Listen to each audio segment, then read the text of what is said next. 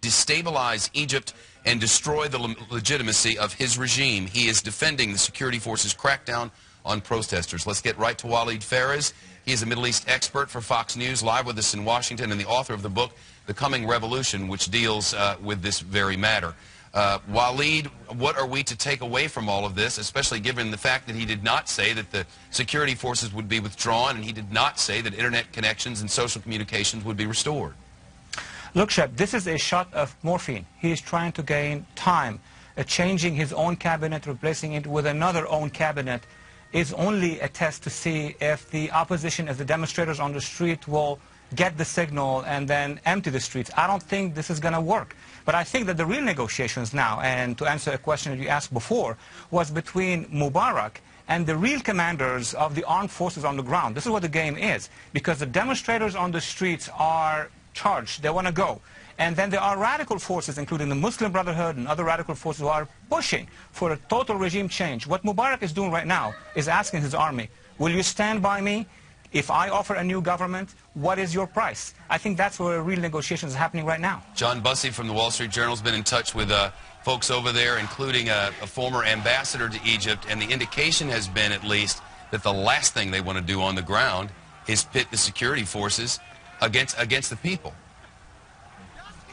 Basically, what will happen on the streets is this. If the army will last too long, if it stays too long, not the regular demonstrators, not 80% of the youth that we've seen will try something against them, but the radicals, they will create as many incidents as possible so that the cameras of the TVs in the region will be showing army versus people. That's what the Muslim Brotherhood and the radicals would want to happen. And the army knows that. So the army is trying to tell Mubarak, you've got to offer something significant, shock and awe, not just a new cabinet. You've got to talk to the actual opposition, have them be part of your new cabinet.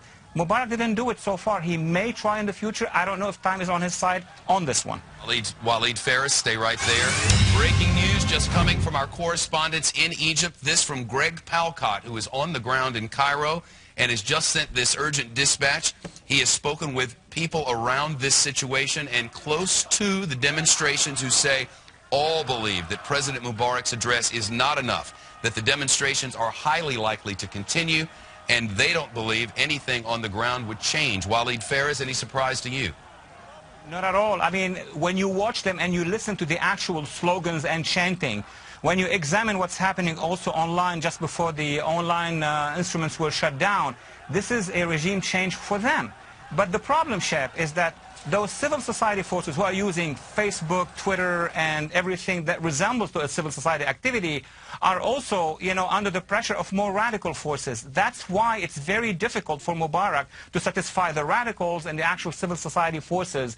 It's going to take few more days to see if the demonstrators are going to sit and stay in the streets. I think the army is going to tell Mubarak, you've got to have a big change, meaning transfer power, not just form a new government, transfer power to an interim government. You want to stay for a few months as a president, but only as a former president. What you have to wonder, though, is how far this is going to be allowed to escalate before something like that would happen. And I believe many people who are working our editorial side of all of this, Walid, are wondering, this has already spread. It spread from Tunisia. It seems that the social networking is what at least gave them the oomph here.